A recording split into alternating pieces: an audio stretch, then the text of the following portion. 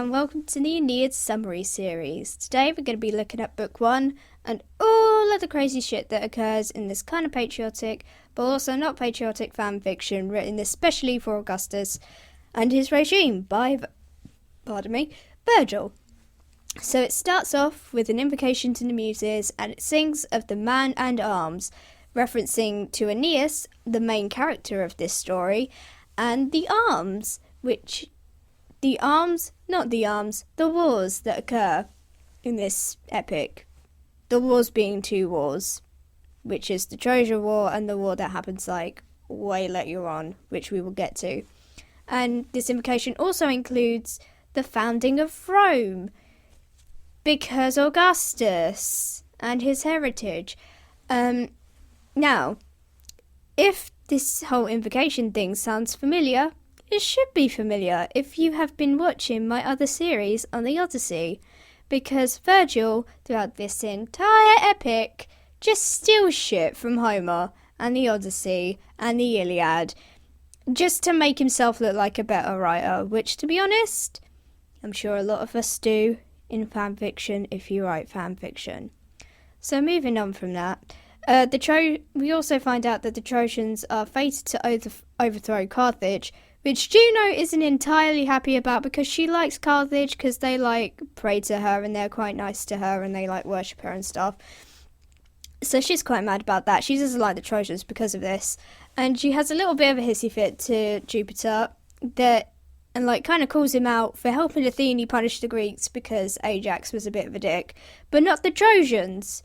As if the Trojans didn't lose an entire war in their entire hometown and that most of them died. Sure, Juno, that's fine. So then Jupiter just ignores her, like he usually does, and she goes down to Aeolus, still angry, and tells him to send down a storm to Aeneas' ships to wreck them and stuff. And in exchange for this, she will give him Deiopia's hand in marriage, Deiopeia being a nymph. And he's like, yeah, sure, that sounds cool. Now I hear you guys say, oh, Beck, who is Aeneas? You keep talking about Aeneas. I'm glad you asked. He is a survivor of the Trojan War. And he's kind of a big deal because of that. He leads the people away from Troy. And now I hear you say, oh, but Beck, if you're saying that Troy experienced such destruction, how did these people survive from the Trojan War? We will get to that in the next book. Just wait a couple of weeks. We'll get to it soon. So after this, as one would expect from a storm caused by a god, a lot of ships kind of get lost. And because this is all happening on Neptune's domain without his permission, Neptune gets a little bit pissed.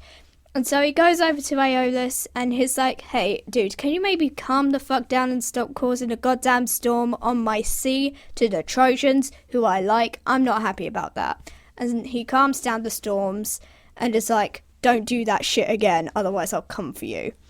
And so the Trojans land on the shore and Aeneas goes onto a rock to try and go on lookout for any other ships who he might find. Plot twist, he doesn't find any ships. None at all. And he's like, this is fine. This is great. I love this. And he goes down to the Trojans and he's like, okay, guys, we've lost ships, but we'll be fine. If we survive the Trojan War, we can get through this. We'll be okay. All the while he's giving this motivational speech, he is having a mini panic attack internally. He's just internalizing that panic like a good Roman citizen should. Even though he's not Roman yet, but he is a model for the Roman people. Again, important point. Because Aeneas is supposed to be an ancestor to Augustus, so it's supposed to reflect upon Augustus. But you can analyze it yourselves. It's your fucking exam. And while this is happening, Venus goes to Jupiter and is like, Dad, let the Trojans live. Let them just stop being mean to them. Let them be okay for 5 minutes. And Jupiter is like, look, hon, it's going to be fine. They're going to be fine because there's a prophecy. And here we get part 1 of the prophecy. Now I hear you ask, why are you saying part 1 though? There's a lot of additions. There's a lot of additions to this prophecy, which we kind of get told about throughout the epic. Trust me when I say this is just part 1. There's a shit ton of parts. Now, in this part, we find out that Aeneas is going to have a war in Italy. He's going to win this war, and he's going to rule whatever the land is called where he wins it for 3 years. And his son, Ascanius, is going to rule for 30 years in Alba Longa, a city kind of near the place where he's going to take over.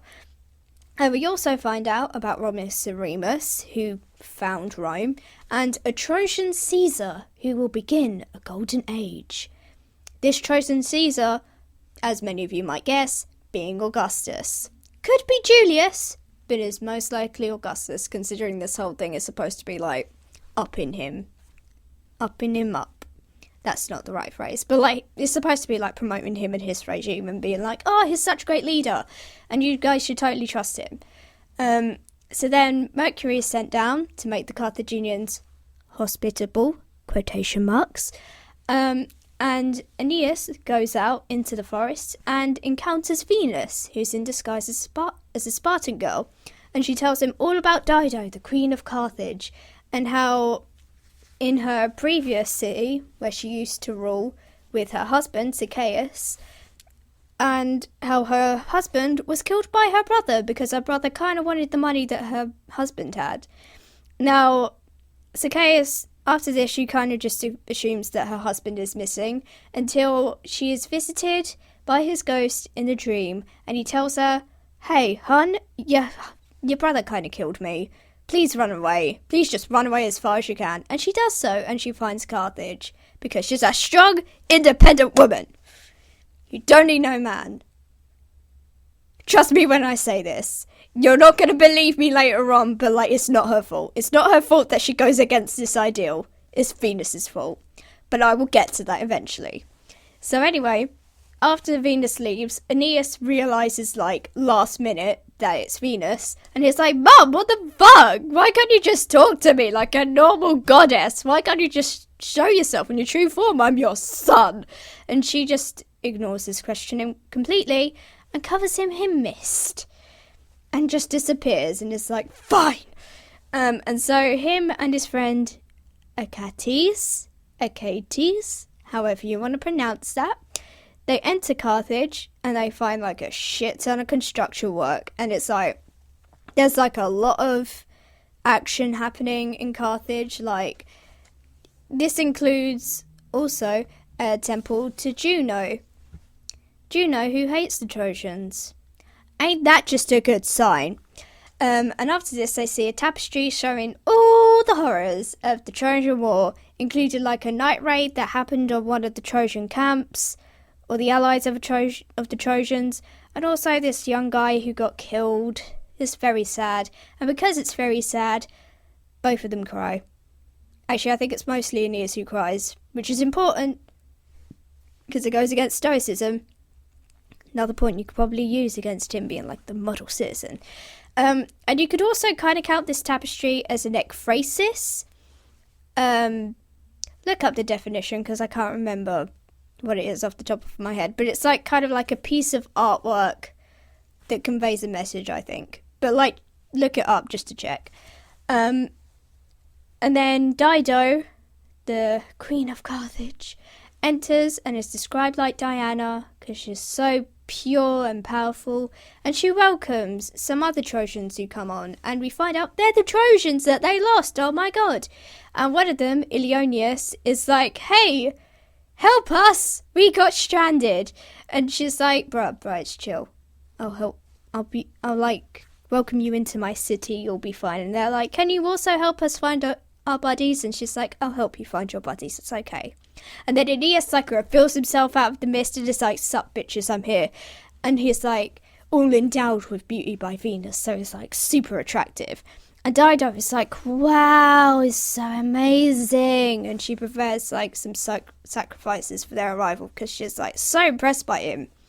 And then Aeneas, while she's doing this, sends Achates to get some gifts for Dido, and his son, Ascanius.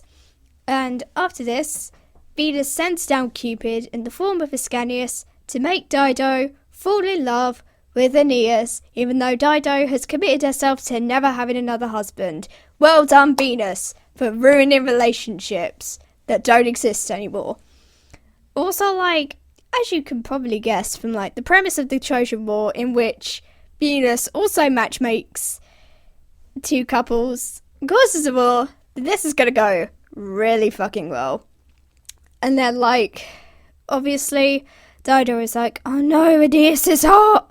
And she, like, becomes, like, low-key very obsessed with him. And she, like, asks Aeneas, oh, tell me how you got here. Tell me all the tales of how you got here.